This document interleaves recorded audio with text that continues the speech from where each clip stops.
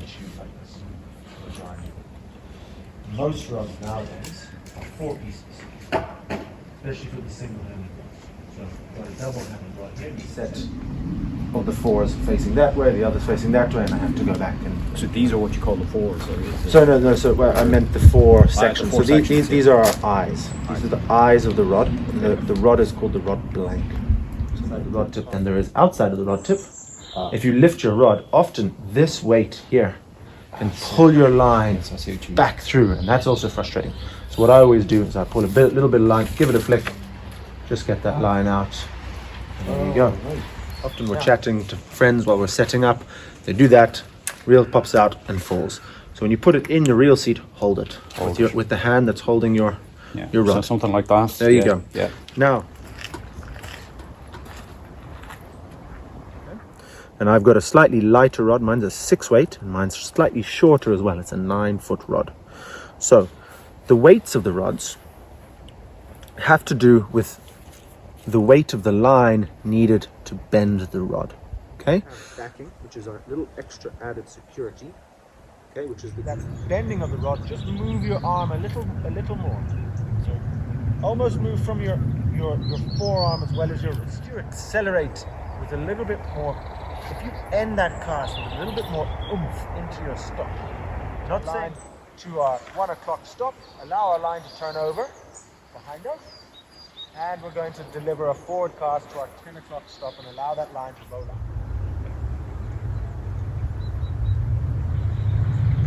Yeah, I get that.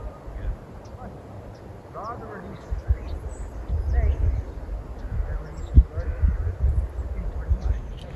First one. Where is it here? There it is. That's a Delphi collie there. A slim sand eel profile. And this one's got a little bit of extra color. Orange and yellow work very well. So we have that as a tail. And what that's going to do in the water is it's going to swim very, very nicely. With the tail. The salmon, when they enter the river, they don't eat at all. No, they shut the digestive tract shuts down in order for them to transition back from salt to fresh water. So they can't eat it all. They're solely focused on breeding, on spawning. Getting back up to the spawning then. Exactly. Yeah. So, I mean, it's pretty impressive when you think that we catch fish quite regularly on the 1st of February, which is the opening day of the season in Ireland. Those fish will come in, they'll be in the river from, if we're catching fish on the 1st of February, there's fish entering the system before the 1st of February. And those fish will be remaining in this river without eating until December when they spawn. They can go that long. They go that long. They've got that amount of fat reserved for this. It's a hugely taxing, journey that they go on. But what we can do is they're really curious creatures, salmon. So if you want to know what something is, you pick it up with your hands and you look at it. Yeah, I know, yeah. The salmon wants to know what something is. He'll come and look at it with his eye. Yeah. But if he really wants to know what something is, take a bite of it. He has to use his mouth to feel it. So what we're preying on when we're fishing for salmon is we're preying on a feeding instinct. Just an instinct to, that looks like a bit of food, or that reminds me of the shape of food, I want to eat it. Even though they don't eat, they still have the instinct to go and take something. Or we're getting a curiosity instinct. Oh, what's that? Oh, what's this? I'm gonna have a look at that. And the third one we're preying on is an aggression reaction. Especially the longer they're in the system, the more they become aggressive. As they get towards that period where they're spawning, they're competing. They're starting to compete with each other and jostle for prime lies or prime locations. So that the aggression starts to build. And this time of year, if we can get big flies in front of fish, they'll get very aggressive. Often you'll get an aggressive reaction. You might not get a take, but you'll get a big swirl, or there's a couple of places where we'll be able to watch it from the bridge in particular. The fish cooperate, be able to drop flies in front of fish, and you'll see them start to get pissed off. They'll start to tick as the fly comes past them again. They'll bump it with their heads. And every now and again, they'll open their mouth and they just try and kill whatever it is coming down. I'd get rid. And that's the aggression. That's the aggression there. Just get out of my territory, get out of my zone, and then you're. That's it. And Tanya, what I'm going to get you is down here at the end. Big fish up to.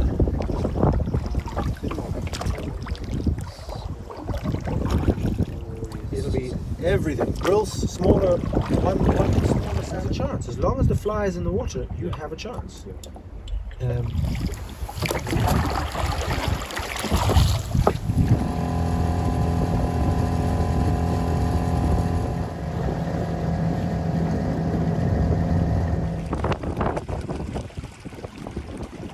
But I just want to have a look, so come with me, but to stay, you'll see there's a little divot here.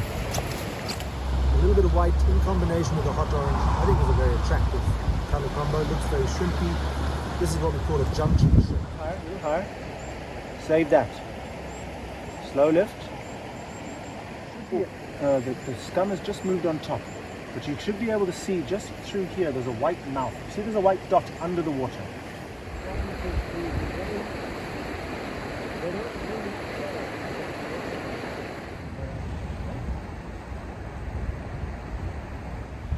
Take it.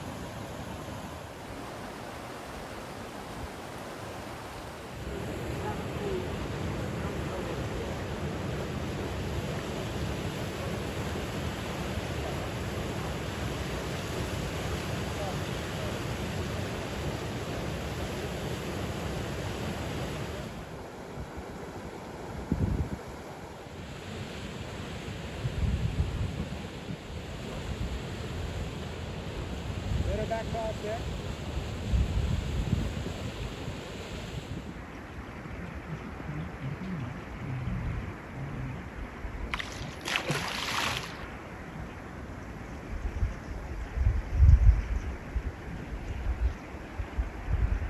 Oh, you got it. Yep.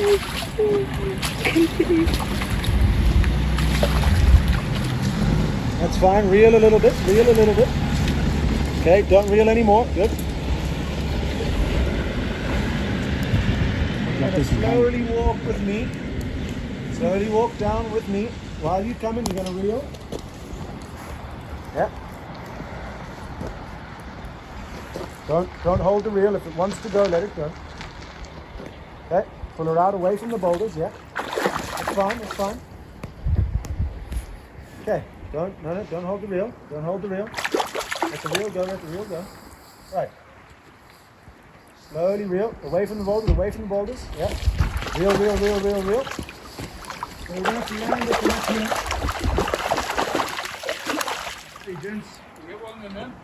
Yeah, reel, reel, reel, reel, reel. Keep the tension. Yeah, lift the rod tip slightly.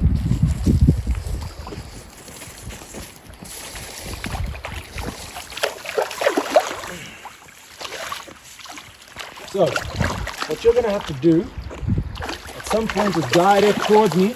No, up this way. Come on. You got it? Yeah, we got him. So then. Well done. Finally. Louis, that's yours. It's all yours. It's not bad looking, is it? Right. Come on down. Now, with a wild fish, would you like to keep her or would you like to put her very quickly? That's all I need is a photo. Right. Will you get a foot? You have a...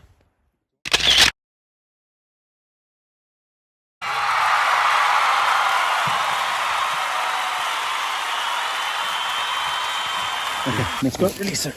Come on with me. So,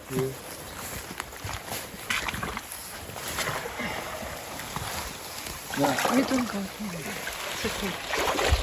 what we do when we release the fish Yeah.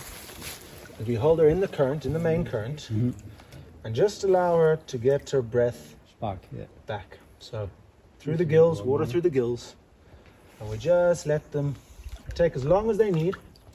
Sometimes they need a little bit of burping. Just need to get the air outside of their You stomach. stroke them under the, yeah. Just gets under the the air gills. that they intake Okay. out. Now, she's been in a long time. You can see she's already in her spawning colors. So you see these marks here. Yeah.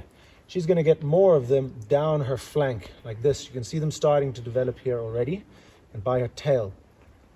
And there's a bit more of them on this side actually. If you have a look on that side, see them there. Oh, yes, I do, yes. And she's going to go really mottled and really tartan. And then she'll be ready to spawn. So she's been in maybe 2 months. Right, She probably came in the end of June. okay. Would have been probably a lot heavier as when she came in. She's gone through probably a So third she's of lost a bit. she's gone through probably a third of her fat reserves already. Wow. So we just hold them nice and tight. Sorry, the way you can tell if they're wild, that fin there. See this one by my thumb? Yep. When they're hatchery fish, that's clipped.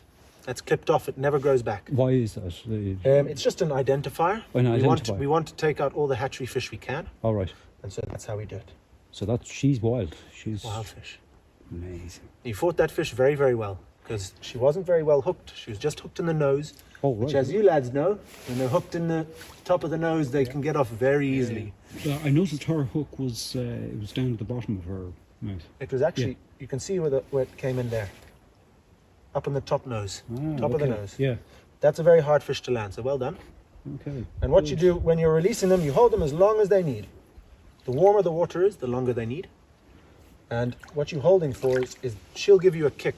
She'll give you a proper kick. She's just still moving, still breathing. You can see her pulsing there. Yep.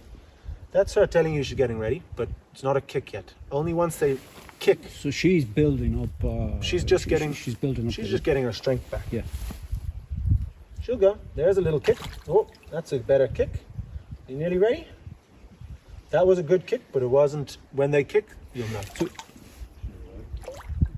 There they go. Beautiful. Ah, that's something. Well done. That's something.